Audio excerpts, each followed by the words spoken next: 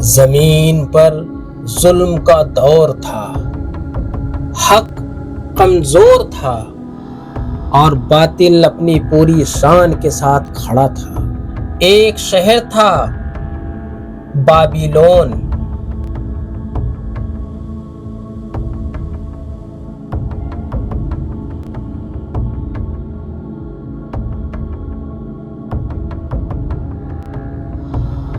جہاں لوگ بتوں کو اپنا رب مانتے تھے، پتھر کے خدا جو دیکھتے نہیں سنتے نہیں مگر پھر بھی پوجے جاتے تھے۔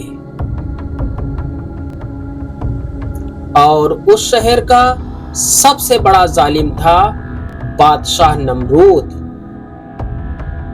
جو کہتا تھا میں مردوں کو زندہ کرتا ہوں اور میں مارتا ہوں۔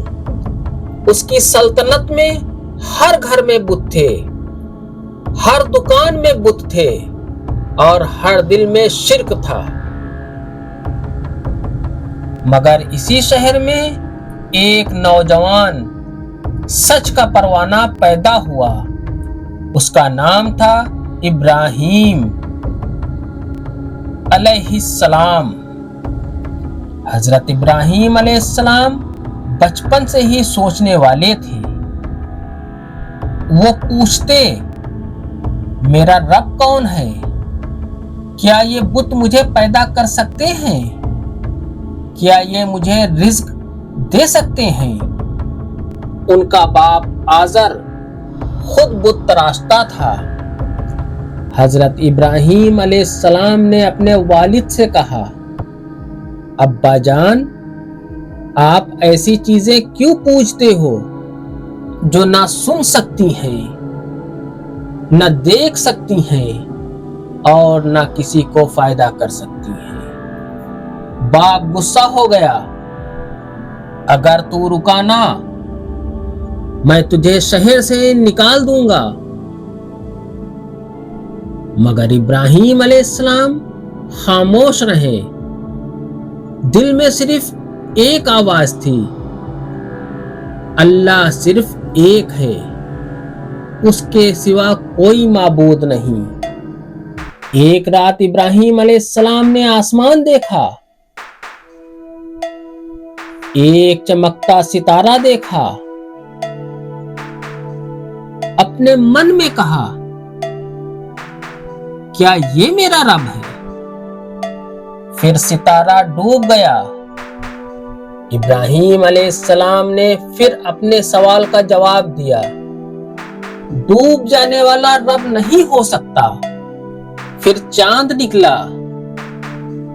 پھر ابراہیم علیہ السلام نے اپنے آپ سے سوال کیا، کیا یہ میرے رب جیسے ہو سکتے ہیں؟ پھر چاند بھی غروب ہو گیا۔ پھر سورج نکلا، بہت بڑا، بہت روشنی والا۔ حضرت ابراہیم علیہ السلام نے اپنے آپ سے کہا یہ سب سے بڑا ہے، کیا یہی میرا اللہ ہے؟ پھر سورج بھی ڈوب گیا۔ تب ابراہیم علیہ السلام نے قوم سے اعلان کیا میں ان چیزوں سے تعلق نہیں رکھتا جو ڈوب جاتے ہیں، میں نے اپنا رخ اس ذات کی طرف کر لیا ہے جس نے آسمان اور زمین پیدا فرمائی۔ ایک دن شہر کے سب لوگ میلہ اور جشن منانے چلے گئے۔ شہر خالی ہو گیا۔ ابراہیم علیہ السلام خاموشی سے بت خانے میں پہنچ گئے۔ ہزاروں بت، چھوٹے بڑے، سونے کے، پتھر کے، چاندی کے۔ حضرت ابراہیم علیہ السلام نے کہا تم لوگ کھاتے کیوں نہیں؟ جواب کیوں نہیں دیتے؟ پھر ایک کلہاڑی اٹھائی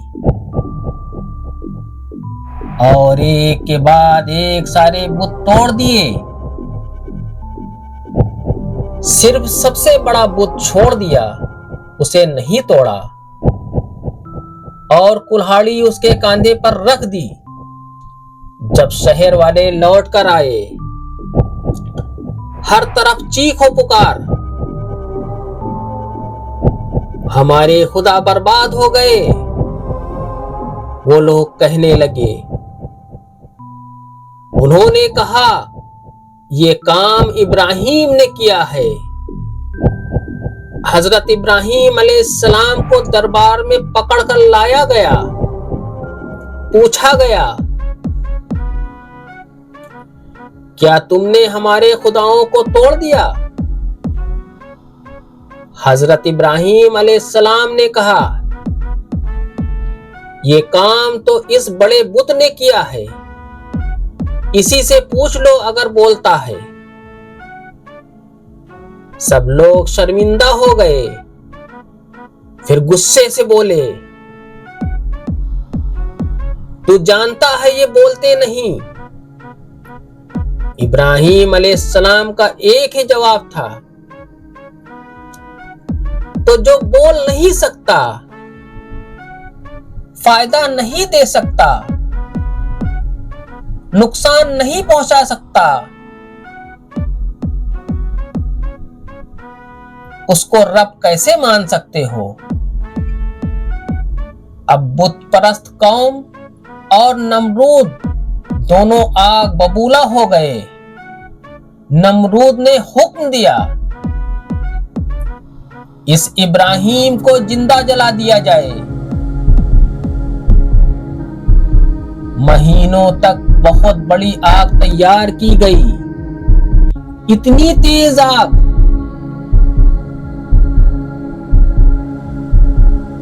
کہ کوئی پرندہ اوپر سے گزرتا تو جل جاتا۔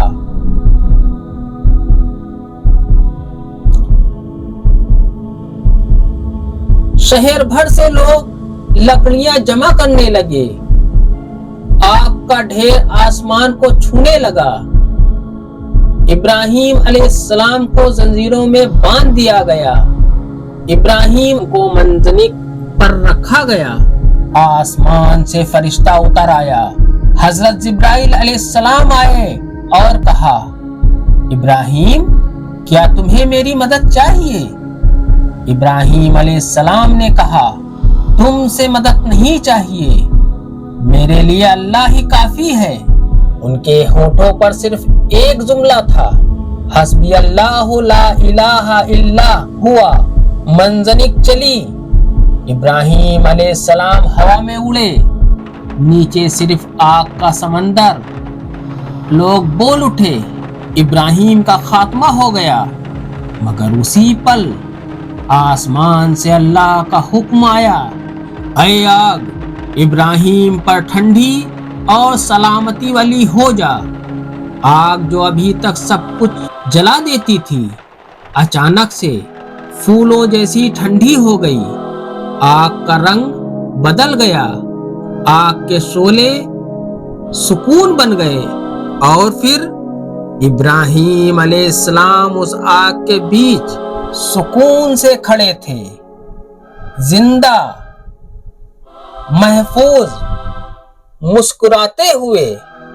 لوگ دیکھتے رہ گئے، نمرود کا چہرہ زرد ہو گیا اور پوری قوم پر خوف طاری ہو گئی۔ لوگ سجدوں میں گر گئے۔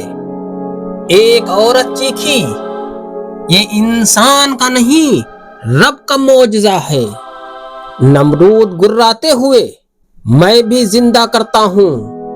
ایک قیدی کو چھوڑتا ہے اور دوسرے کو قتل کروا دیتا ہے۔ ابراہیم علیہ السلام پورے سکون کے ساتھ میں، میرا رب سورج مشرق سے نکالتا ہے، تو مغرب سے نکال کر دکھا۔ نمرود خاموش ہو جاتا ہے۔ ابراہیم علیہ السلام اکیلے شہر چھوڑ کر جا رہے ہیں، پیٹھ پر سورج کی روشنی پڑ رہی ہے، آگے اندھیرا ہے، مگر یقین پورا ہے۔ جب بندہ اللہ کا ہو جاتا ہے تو آگ بھی اس کی غلام بن جاتی ہے۔